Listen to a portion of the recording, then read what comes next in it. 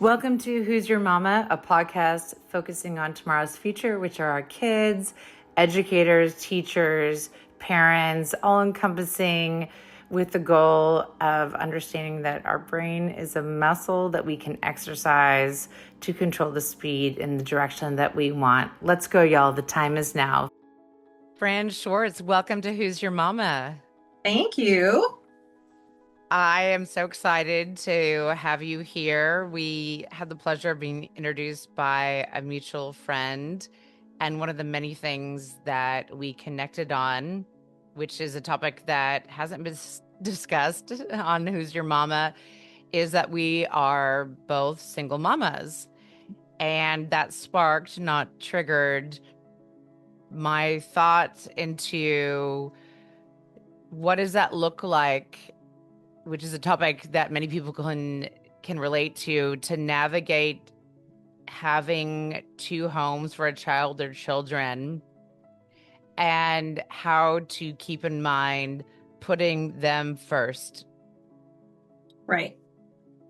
So take us on your journey, because you have two beautiful girls, and it's been a conscious decision for you and your ex-husband, their dad, Mhm. to make this a priority of putting them first. So take us down your journey.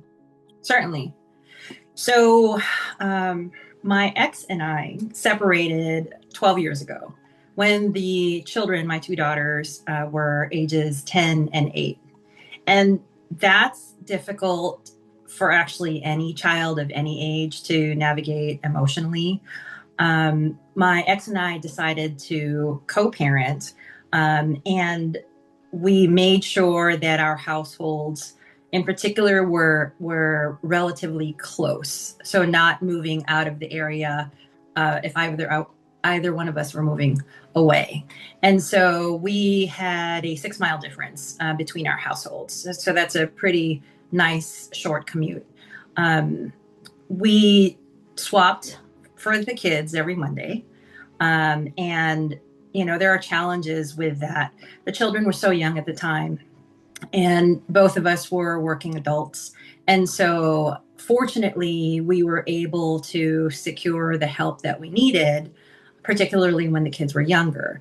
And so, we were able to hire nannies who would pick up the kids after school and bring them to either our respective homes or to the extracurricular activities that they participated in, whether it was sports or dance.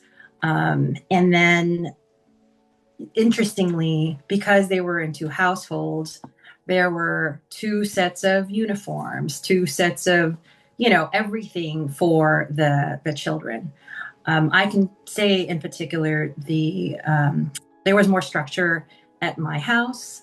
I think that their father, who I adore to this day, is more of a Disneyland dad in a good way.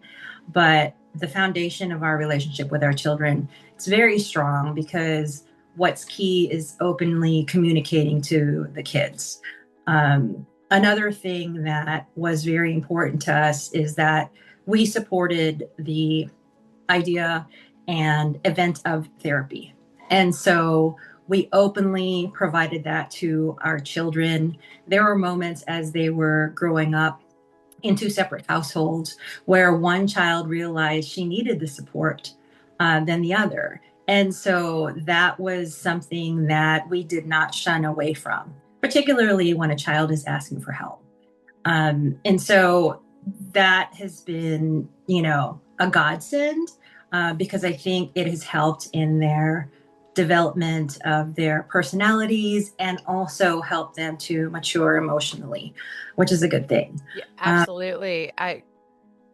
What I hear from you is that I can relate to is consistency, the structure, support, again, putting a child or in your case, two girls first. Right.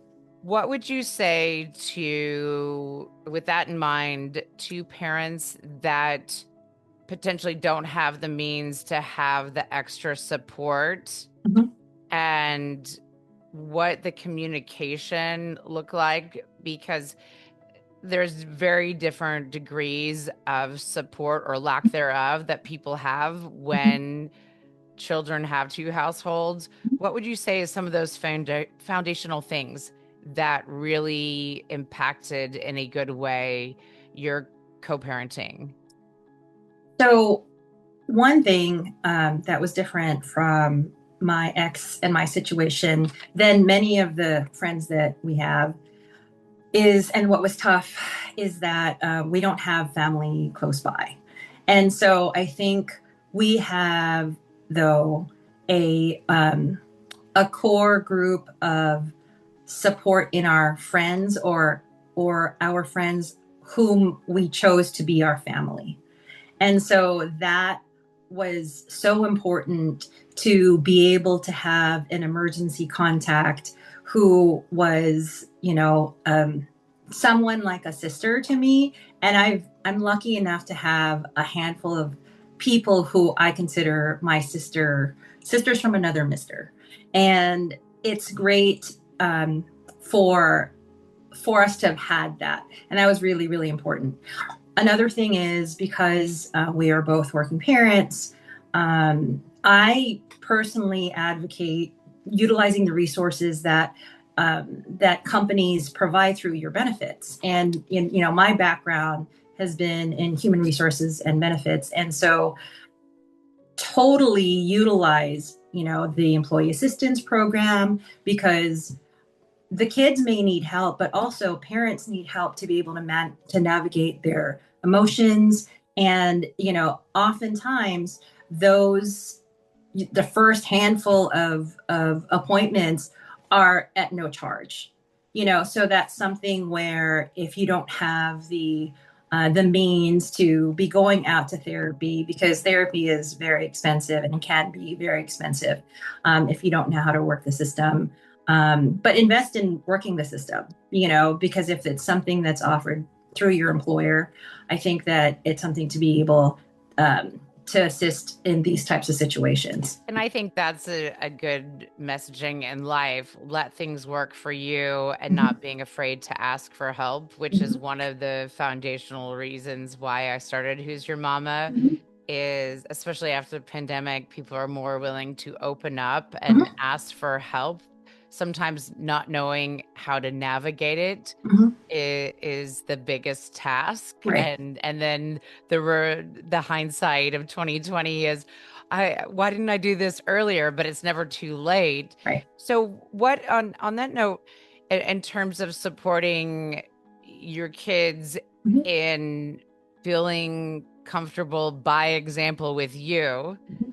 to express that they had those needs, what would you say for parents or caretakers, or anyone that even aren't parents, what that communication looked like to make somebody that you love, care about, to feel safe Mhm. to express that they need additional support? So one thing in particular that I did with both of my children, I wanted them to make sure that they knew they had a safe space to openly communicate with me. And we I gave it a um, I gave it sort of a nickname for each of them. Basically, I wanted them to alert me um, if they were having an issue, or if they wanted to talk something through, and they didn't want me to be necessarily mom, or judgy mom, or reactive mom.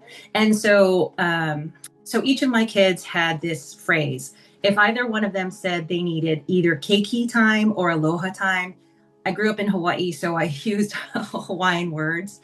If either of them actually identified that they needed that kind of time with me, that was time to for me to invest in my children, to listen to them and not react. And so that they knew that if it was something that may have triggered me, but they're specifically asking for this time for me not to judge them or make a quick reactive decision, then that was one thing that was really, really key, is that, they needed to be aware that they could approach me and be in a safe place to have a conversation.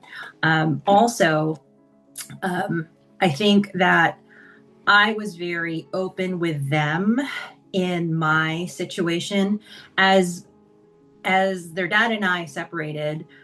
We both, moved on to see what was out there, in the dating world, and that's not necessarily easy given the ages of the children, because that is tricky to navigate considering their emotional development through their tween years and becoming teenagers. And so I was open with them if I was seeing someone or dating someone. And in fact, it was so comfortable that on occasion my children would give nicknames to people that I dated that was very descriptive. So it's very funny when I think back at that. But I was very clear and open with them that, oh, mom is dating one person or another. But the one key thing to this day, to this recent time, is that no one that I dated was actually good enough to meet my children. And so at least, they were aware that I was open with them as far as my personal situation was concerned. And what was great about that, I think, is that they're very open with me in their own relationships and their own dating. And so I think they saw how comfortable I was to share with them the experiences that I had. And in turn, I think that they knew that they could ask me questions about their own personal relationships that they were having as they got older. And it's been really, really beautiful for them, for me to hear their stories, and for me to be a source that they could come to when they had questions about relationships and their feelings and emotions. And so that was just so lovely to me. But I think it's because and I in particular, had open communication with them. And so on that, I mean, is it very much a common theme of open communication and transparency and feeling safe Right. to know that and trust that it can be so. And I think that's a memo in life, regardless of whether it's personal, professional, platonic, romantic. Everyone wants to feel safe, to trust. Right. So on that note, between going back to how you, and I imagine, and it is with my ex-husband and I, it's ever evolving, but the core is keeping the child or children at the forefront. How do you continue to navigate that? Because it does evolve as kids grow in age and their needs. So what advice, as we're getting close to wrapping up, which I hope that I feel like this is going to be a part 2 or 3, but we'll start with one. What advice would you give to parents that you have watched firsthand to navigate as the girls have gotten older and the co-parenting foundational part? I think, communication is key. Interestingly, it's tough to separate emotions from any given situation. But I think that both my ex and I, we decided to ensure that we approached our separation as mature adults.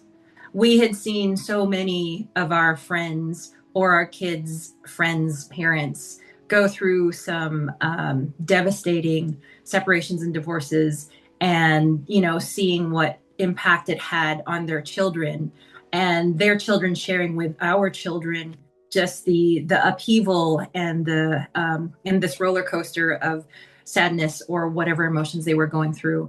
And I think also one other thing is that be empathetic. Like, we need to be empathetic to each other's situations, be sensitive to the children's situations, and when they're reaching out and they're asking for help, listen, and try not to judge. In my particular case, I made sure that the kids, alerted me that they needed to have mom in that particular keiki or aloha time space. But as that evolved and as they've gotten older, I think that they already knew that they could approach myself as well as my ex, and know that, their interests were at the heart of every decision that we made. I think the general part that I'm hearing as I'm telling myself across the board is showing grace. Yes, certainly. And they are mirrors of us. Mhm. And that is sometimes easier than others. It's not, no one is calling easy.com, Mhm. but it's a conscious decision. Yes. And through that is a contagious energy that is really beautiful Mhm. and helps them shine. And so you have very much shined on here. I know that this is something that I will continue to think about. I know will resonate with so many people. So thank you, Fran Schwartz, for taking the time and shining within and outwardly. And congratulations on what you're doing and continue to do. And as we say on Who's Your Mama, let's go, y'all. The time is now. Let's go, y'all. The time is now. Thank you, Michelle. Thank you for tuning into Who's Your Mama. And I look forward to collaborating from a community standpoint for the next episodes.